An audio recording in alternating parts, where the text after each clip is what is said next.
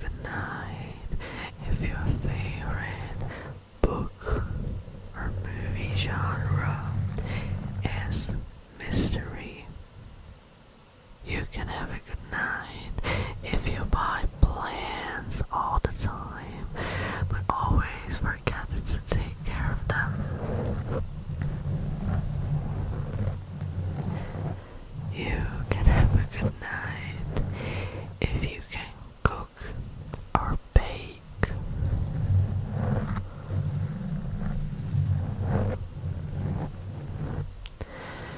You can have a good night if you live in Germany, Canada,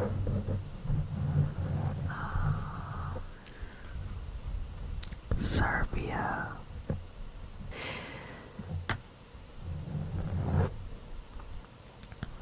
and the last one, no, almost the last one.